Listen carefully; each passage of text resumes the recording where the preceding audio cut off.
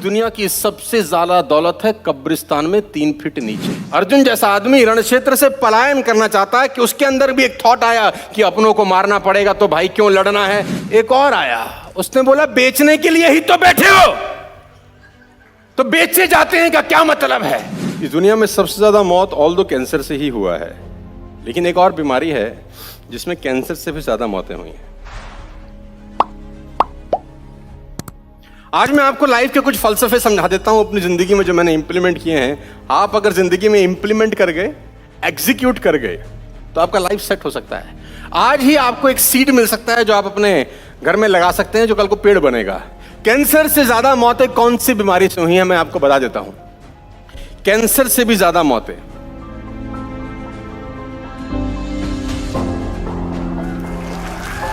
किसी बीमारी ने अगर इस दुनिया में सबसे ज्यादा मौत की है ना, वो है,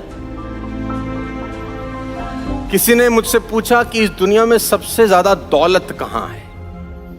क्या उस अरब कंट्रीज में है जहां तेल के कुएं हैं? क्या साउथ अफ्रीका में है जहां माइंस हैं? तो मैं बोलता हूं इस दुनिया की सबसे ज्यादा दौलत है कब्रिस्तान में 3 फीट नीचे।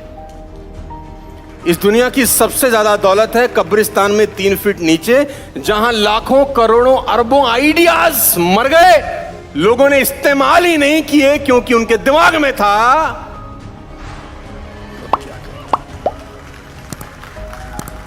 लोग आए, उनके पास आइडियाज थे कि ये करते हैं, वो करते हैं, ऐसा करते हैं, वैसा करते हैं, लेकिन फिर उनके दिमाग में एक थॉट आया, एक विचार आया कि लोग साला तो कैंसर से ज्यादा मौत हुई हैं। लेकिन जिन लोगों ने अपने विचारों को पाला है, रत्नाकर वाल्मीकि हुए, उनके भी विचार था। सिद्धार्थ बुद्ध हुए, उनके भी विचार था। अर्जुन जैसा आदमी रण क्षेत्र को छोड़ना चाहता है। अर्जुन जैसा आदमी रण क्षेत्र से पलायन करना चाहता है कि उसके अंदर भी एक थॉट आया कि अपनों को मारना पड़ेगा तो भाई क्यों लड़ना है। लेकिन भगवान कृष्ण ने दोबारा विचार दिया कि मारना तो पड़ेगा, और तू जिनको मार रहा है मैंने पहले से मार रखे हैं। सारा का सारा खेल थॉट का है, और फिर वो दोबारा से लड़ने को तैयार हो जाता है। लेकिन बहुत सारे लोग हैं जिन्होंने अपने विचारों के साथ ही कब्र पकड़ ली, और कब्र के साथ ही मामला उनका A to Z साफ हो गया, क्योंकि उनके दिमाग में एक ही चीज उनको रोकती थी कि लोग क्या बोलेंगे। मैं आप सबको, बहुत सारे लोग उम्र में 90% लोग मेरे से छोटे ही होंगे यहां पर, मैं तुमको सबको एक बात बता देता हूं मेरे दोस्त, अपनी मन की सुनना बस, सिर्फ और सिर्फ अपनी मन की सुनना। क्योंकि वो लोग जो अगर अपने मन की नहीं सुनने, तो एक व्यक्ति ने अपने पिता से कहा कि पापा मैं पेंटर बनना चाहता हूं। अब कोई आदमी अगर अपने पिता को आज बोल दे कि मैं पेंटिंग करूंगा, पेंटर बनूंगा, तो शायद बाप बोलेगा कि क्या छुट्टू मुट्टू करते हो, कुछ अच्छा सा काम करो। पेंटर बन के क्या बन जाएगा तू, क्या जिंदगी में हो जाएगा तेरे? डॉक्टर बन, IAS बन, IPS बन, इंजीनियर बन, चार्टर्ड अकाउंटेंट बन, लॉयर बन। ऑल्दो ये सब चीजें खराब नहीं है, लेकिन उसका मन नहीं है तो क्या करे? वो कहता है कि मैं पेंटर बनना चाहता हूं, तो पिताजी बोलते हैं कि पेंटर बन के, लेकिन पेंटर बनकर ही पाब्लो पिकासो बनते हैं। जो दुनिया के महानतम पेंटर बनते हैं, 10-10 करोड़, 15-15 करोड़, 20-20 करोड़ में पेंटिंग बिकती है, तो काम छोटा बड़ा।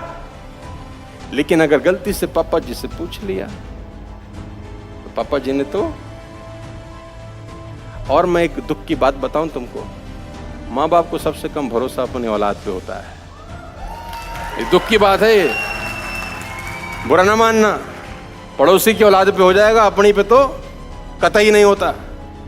बच्चा बोल दे पापा I want to become an IAS officer, बाप बोलेगा तू, तेरा बाप बना आज तक, तू बनेगा, चल बे।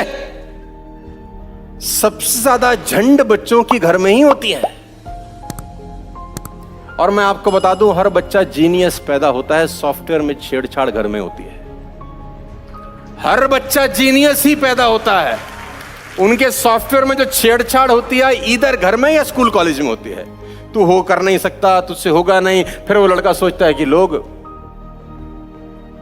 है ना।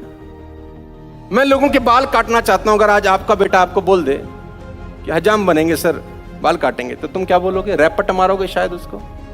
तुम बोलोगे भाई डॉक्टर बन, इंजीनियर बन, चार्टर्ड अकाउंटेंट बन, लॉयर बन, IAS बन, ऐसा कुछ कर, मैं बाल काटना चाहता हूं। और जावेद हबीब बन जाता है। 10,000 रुपए for one haircut. Can you believe it? 10,000 rupees for.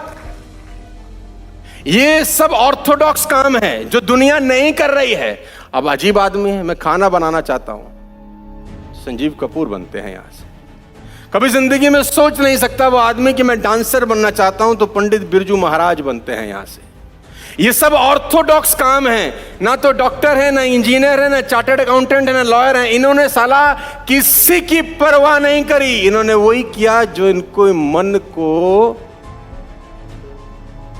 मजे की बात जानते हैं, मैं लोगों को हंसाना चाहता हूं। मैं लोगों को हंसाना चाहता हूं।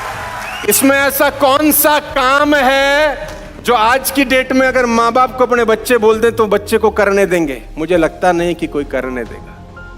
ऑर्थोडॉक्स काम नहीं है ना। और इनके कोई इंस्टीट्यूट भी नहीं है, शायद बहुत बड़े बड़े जितने doctors, engineer, chartered accountant, lawyers के हैं। खेलना चाहता हूं। खेलोगे कूदोगे तो होगे खराब, पढ़ोगे लिखोगे तो बनोगे नवाब, ऐसा कहा जाता था। लेकिन ये लोग हैं जिन्होंने इस रिदम को तोड़ दिया है यार। ये वो लोग हैं। तो मैं एक ही बात आप सबको बता देना